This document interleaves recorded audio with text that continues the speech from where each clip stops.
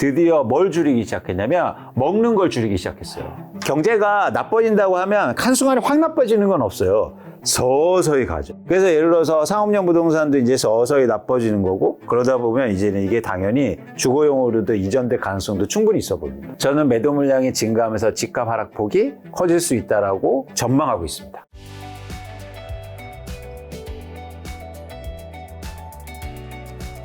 근데 반대로 지방 부동산 시장 지금 매매는 좀 제가 둔화됐다는 얘기 많이 들었는데 지금 좀 어떤 상황이고 이거 회복은 좀 가능한 건가요? 그러니까 이게 지방은 제가 이걸 딱 구분해 드렸어요. 많은 분들이 이거를 딱 보시면 돼요. 명확한데요? 네. 뭐죠? 수요. 그러니까 지금 지방은 수요가 일단 감소한 상황이에요. 네. 그러면서 공급이 증가하고 있어요. 그러니까 가격이 더 빠지고 있다고요. 그렇죠. 여기서 공급은 뭐냐? 매물. 지금 언제 시점으로 지금 정리해 놓으신 건가요? 올해 1분기, 3월 기준. 1분기, 3월에. 네. 그러니까 이런 시점이 이제 지속되는 거죠. 네. 그런데 이렇게 되면 어떻게 될까요? 거의 다 싹 다 감소 증가네요. 그렇죠. 지방은 대부분 그런 거죠. 그나마 감소가 나은 건가요? 아니죠. 이건 또 향후에 변화가 일어날 거라는 거예요. 아까처럼 사이클을 보여드렸잖아요. 지금 지방은 어떤 단계냐면 다시 한번 보여드릴게요. 서울은 제가 요 단계라고 말씀드렸죠. 네. 근데 지방은 수요가 줄어서 가격이 하락한 다음에 공급도 증가하고 있어요. 매물이. 그래서 요 단계에 와 있어요. 요 단계.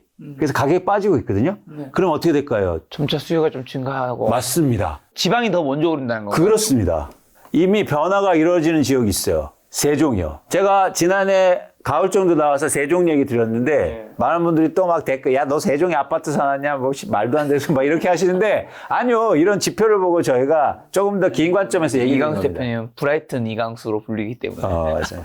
브라이튼에 제가 엄청 비싼 아파트 갖고 있습니다. 안 갖고 있습니다 여러분. 월세 아니, 차라리 사무실 그렇게 해버려 그냥. 브라이튼 아파트 갖고 있다고 해줘. 멋있잖아요. 브라이튼 이강수 브라이튼 리. 브라이튼 김 작가님. 그래서 그런 변화가 있는데 뭐냐면 최근에 세종시가 가격이 막 떨어지니까 파는 사람도 늘어났잖아요. 네. 그래서 가격이 떨어졌거든요. 그래서 최근 뉴스를 볼게요. 이렇습니다. 반토막. 그런데 세종시가요. 물론 단기적으로 다른 이슈가 좀 있긴 하지만 네. 거래량이 증가하고 있어요. 그러면 세종시는 이제 변화가 있을 겁니다. 네. 그래서 저희가 지방을 더 관심 있게 보는 거예요. 지방이 이 단계를 거치면 다시 수요가 증가하는 기간이 시기가 올 거예요. 근데 서울은 보세요. 이 단계 다음에 뭐가 있어야 됩니까? 공급이 증가하는 단계가 올 거예요. 매물이 증가하는 단계. 자, 지금 서울, 경기, 인천, 부산, 대구, 광주, 대전, 울산, 세종 있는데 지금 살아나는 순서대로 1, 2, 3위만 얘기해 주시면 그러면 일단은 세종인 건가요? 그렇죠. 세종이 조금 이제 빨라지고 있고 그 다음에 제가 볼 때 뭐 약간 다들 비슷한데 그 중에서도 조금 이제 보는 게 부산 그 다음에 대전 요 정도. 네.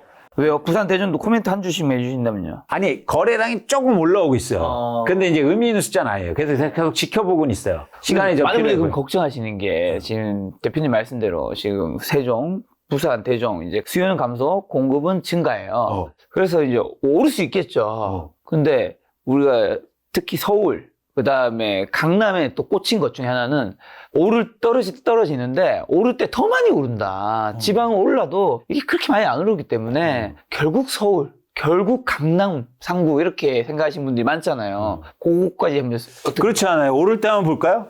세종시 오를 때 보십시오. 전국 아파트가 상승률 1위입니다. 1위. 세종시 새 아파트 46% 급등해요. 아니에요. 어떻게 제가 질문할 줄 알고 딱 자료가 준비되어 있네. 짜지 않았죠. 짜지 않았어. 그러니까 그거는 편견이에요. 데이터로 검증 안 돼. 보세요. 가장 많이 오르잖아요. 그런데 이렇게 오르면 또 어떻게 된다? 그렇게 생각할 수는 있겠네요. 율로는 당연히 그런데 금액으로 쳐버리면 사실 서울이 너무 비싸니까. 그렇죠. 근데 예를 들어서 그만큼 리스크도 큰 거죠. 그렇죠. 그렇죠. 그건 감안해야 됩니다. 어쩔 수 없죠. 절대 금액 자체가 큰 거니까. 그래서 나는 뭐 한 500억 있어. 그런 분한테 제가 뭐를 말씀드리는 그런 건 분은 아니에요. 뭐 지방에 살 수 있는 금액 자체가 아니죠. 네, 그러니까 그건 선택사항이 아니니까 우리가 고려할 때는 그걸 고려해야 되고 사실은 과거에는 완전 이게 불과 뭐 4, 5년 전입니다. 보세요. 근데 사람들 생각이 완전 달라졌죠, 갑자기. 그런데 이런 것들이 또 바닥을 만들어요. 재밌죠. 이게 사이클이고 부동산 시장의 변화란 말이에요.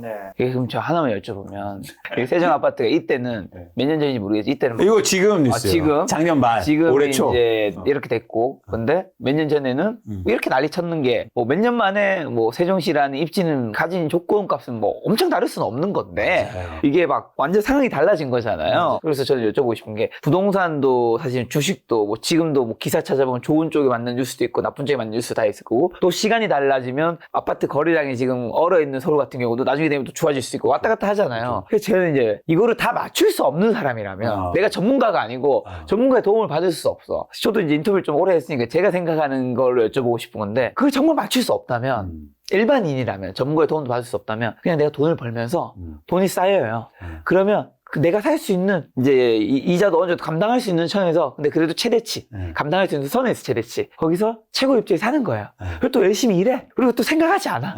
이런 것들 너무 고민하지 않아. 어차피 나는 전문가가 아니니까. 그리고 거기서 또 갈아탈 때도 내가 돈이 좀 준비가 돼요. 또 갈아타게 고민하지 않고 그냥 제일 좋은 입지 내가 갈 수 있는데. 그러니까 제가 생각하는 일반인이 할 수 있는 전문가의 도움을 안 받고 있는 영상을 뭐냐 안 본다면 이게 최선이라고 생각하는데 뭐 어느 정도 일리가 있나요? 지금까지는 일리가 있었다고 하는데 지금은 안 돼요. 이제는 안 된다. 그러니까 이유가 있어요. 뭐냐면 알려주세요. 왜 안 되는지. 내가 살고 싶은 아파트를 그러니까 대출을 일으켜서 그렇게 열심히 일해서 사는 구조가 안 돼요. 그만큼 집값이 너무 올랐어요. 아까 말씀드렸죠.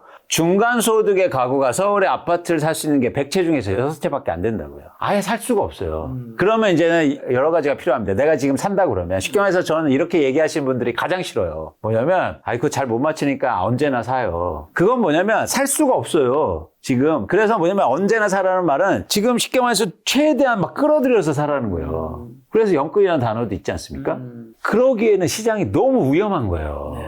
경제 상황이라든가 지금 부동산 가격이라든가 시장의 변동성 차원에서 그래서 지금 우리가 강남 옆에 아파트가 막 신문에서 나오고 그러지만 어떤 일이 있냐면 최근에 30대가 가장 집을 많이 사지 않았습니까? 30대가 평균적으로 지금 부동산이 2022년도 기준으로 해서 평균 자산이 5억 원이에요. 평균 자산이 대출받아서 샀죠. 그때 부채 비율이 얼마였냐면 한 70, 80% 됐어요. 근데 그 5억 원의 가치가 지금 4억 원으로 떨어졌어요. 그렇죠? 그래서 어떤 과정이 근데 떨어졌는데 빚은 깎아줍니까? 빚은? 안 깎아주죠. 그래서 부채 비율이 100%가 올라갔어요. 그러면 언제나 사라고 해서 내가 예를 들어서 강북구라든지 아파트 샀어요. 그런 분들은 지금 너무 힘들다고요. 강남만 얘기하니까 이 그래프만 보니까 야, 다 올랐어. 아유, 그때 살 걸. 아니에요. 지금 훨씬 더 많은 사람들은 집값 하락에 괴로움을 당하고 있고 그 언제나 사라는 말에 쉽게 말해서 속아서 너무 힘든 거예요. 그래서 지금 국내 경제도 안 좋은 겁니다. 쓸 돈이 없어. 그게 대표적으로 어떤 현상이냐면 이제 제가 두려워하는 게 이거예요. 뭐냐면 그게 대차대조표 불황이라는 거예요. 기업과 가게가 빚을 줄이거나 이자를 갚으면서 투자와 소비가 급격하게 위축되는 현상이 한국에서 지금 일어나고 있다고요. 그러니까 일부만 얘기해서는 안 된다. 지금 전국의 집값이 하락하고 있고 그렇잖아요. 그러면 언제나 사라는 말에 내 집 마련한 사람은 아니 강남 집에 사신 분들 빼고 그러면은 너무 힘들거든요. 지금 빚을 더 갚아야 돼. 아파트를 팔아서 빚을 충당이 안 돼요. 그러니까 여러분들이 이 심각성을 잘 아셔야 된다. 그래서 아까 말씀드린 것처럼 대부분의 분들은 강남을 사는 게 아니라 다른 지역을 사야 되잖아요. 그러면 그런 결과가 있을 수 있다는 거예요. 맞지 않습니까? 그래서 조금 더 유의하시고 고려하시고 그리고 잘 고민하셔야 된다. 그럼 자연스럽게 집을 언제 사야 되는데요? 떨어질 때요. 떨어질 오를 때 말고. 네. 아까 거래량은 보세요. 거래량 보시면 쉽게 말해서 2020년 이럴 때 집값이 막 오를 때 이제 거래량이 이렇게 많지 않습니까? 근데 집값이 떨어졌을 때 어때요? 거래량이 줄죠. 그러니까 그런 관점에서는 사실은 오히려 집값이 떨어졌을 때 내 집 마련을 하려고 노력을 해야 되는데 예를 들어서 이런 거예요. 아까 우리가 세종시를 제가 막 사자는 얘기를 드리는 게 아니라 세종시는 언제 사는 줄 아십니까? 이때 사요. 그러면 이 기사가 나오면요? 안 사요. 오히려 이때 사는 게 맞다. 그렇죠. 둘 중에 비교한다면. 네. 근데 우리는 이때 산다. 이때 안 사고. 근데 이때가 두려움이 있어요. 뭐냐면 이때 안 오면 어떡해. 반드시 온다. 안 올 수가 없다. 제가 말씀드리잖아요. 반포자에도 빠졌다. 그럼 온 거 아닙니까? 이걸 왜 안 왔다고 해요? 왜 안 빠졌다고 하냐고요. 그러면 이때 샀으면요. 그래서 또 이런 말씀 하세요. 야, 그때 네가 사지 말라며. 아니, 왜 제 말을 100% 믿어요? 아니, 빠지면 사시라고요. 이때 사라고 하셨나요? 아니, 이때 되니까 안 불러, 날. 안 불러. 김 작가에서도 안 불러. 그러니까 어디선가는 사라고 하셨다. 사라고 했죠. 아, 사라고 했다. 근데 불러준 곳이 많지 않았다. 아니, 아예 없었어요. 아예 없었다. 오를 때만 불러. 아. 막 욕하려고. 맞추면 안 불러. 요때, 여러분, 요때, 이강수 그러니까, 대표님 그러니까, 유튜브 채널 출연했는 거 있는지 찾아주세요. 찾아주세요, 찾아주세요. 찾아서 있으면 링크로 남겨주세요, 여기. 자, 중요한 건 뭐냐면, 중요한 건 여러분들이 그런 변화가 있을 때 사야 된다. 그런 말씀을 이제 드리는 거죠. 네. 어.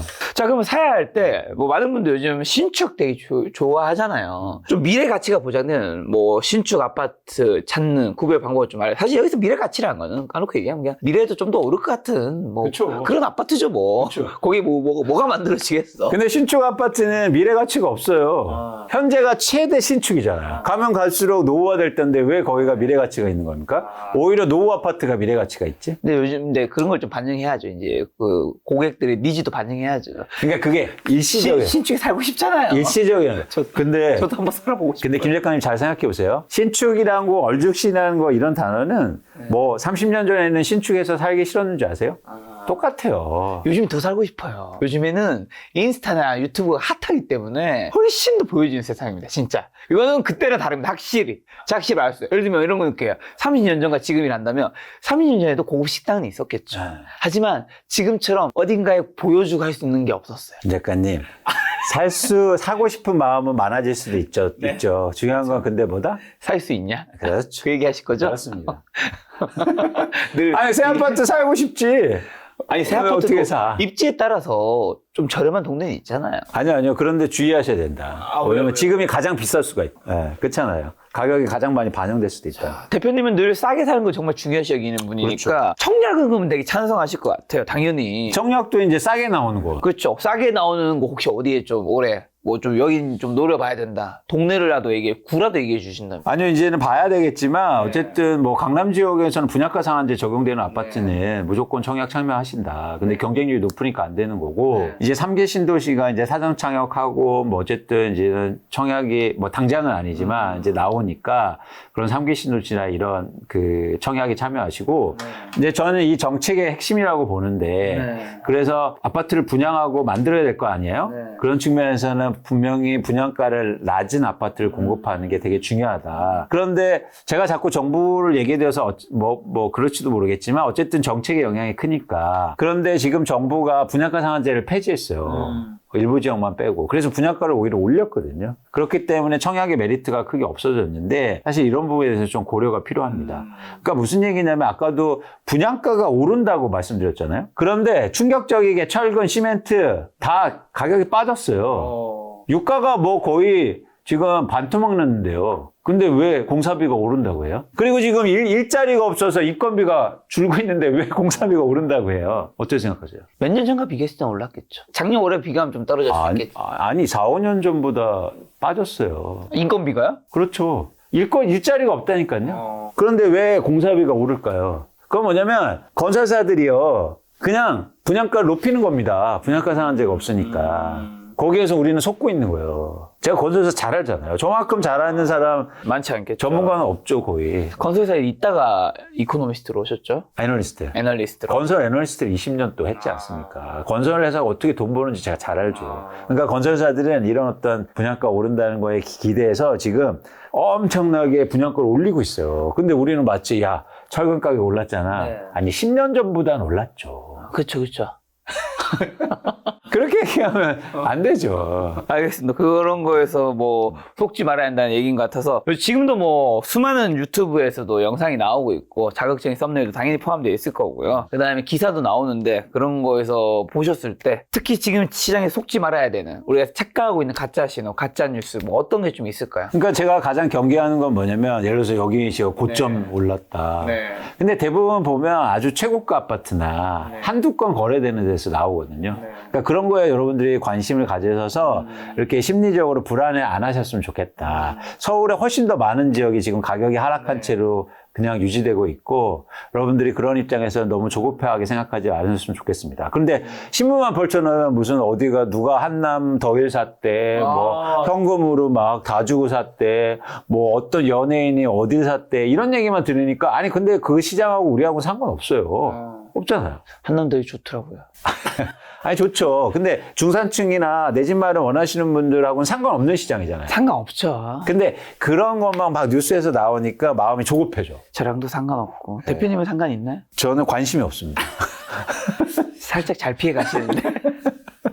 그럼 상업용 부동산 한번 여쭤보면 제가 최근에 가로수길을 갔다 왔어요. 가로수길 지금 제가 갔다 온 영상 지금 올라가고 있을 텐데 오. 와 제가 가로수길이 이제 대로변 메인 대로 아시잖아요. 이쪽 갔다가 너무 충격받아서 다시 돌아서 유턴해서 다시 이렇게 해서 한번 갔거든요. 우와 공실이 엄청나더라고 진짜. 저는 이렇게까지 공실이 엄청난 가로수를 처음 봤고 공실이 엄청나서 그런지 상권도 박살이 났고 상권이 박살나니까 사람도 당연히 없고 사람이 없어서 상권이 박살이 뭐 언제 먼저인지 모르겠지만 그걸 보면서 든 생각이 근데도 제가 알고 있기는 어쨌든 건물의 그 월세를 낮추지 않는 이유는 그 건물값이 떨어지기 때문인데 그래가지고 이제 제가 밑에 댓글을 보니까 댓글에 뭐 이제 어느 한쪽에서는 아 이제 왜 박살난다 사람도 안 올 거다 하는 사람 있잖아요.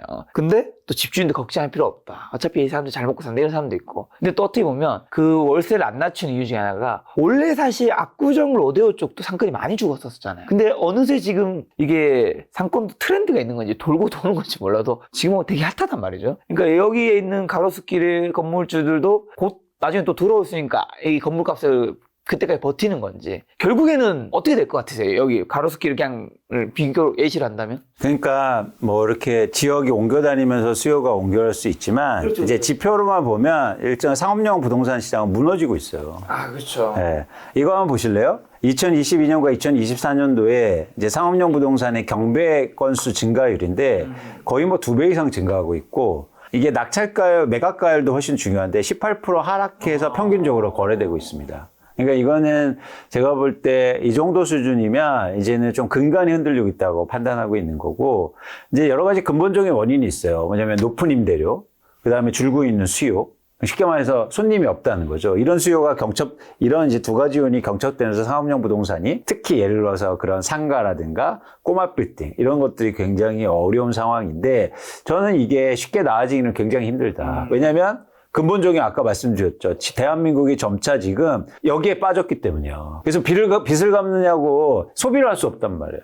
그래서 올해 2월 달에 전 중요하게 보는 지표가 어떤 거냐면 이제 드디어 뭘 줄이기 시작했냐면 먹는 걸 줄이기 시작했어요. 경제가 나빠진다고 하면 한순간에 확 나빠지는 건 없어요. 서서히 가죠. 그래서 예를 들어서 상업용 부동산도 이제 서서히 나빠지는 거고 그러다 보면 이제는 이게 당연히 주거용으로도 이전될 가능성도 충분히 있어 보입니다. 그래서 여러분들이 이런 시장을 뭐 부동산은 불패야 뭐 이렇게 얘기해서 만만하게 볼 때가 아니다라는 말씀을 드립니다. 네, 이제 가셔야 되니까 마지막으로 올해 하반기 한국 부동산 시장이 찾아올 주요 변화나 투자 기회 한번 마지막으로 조언 한마디 주고 가신다면요.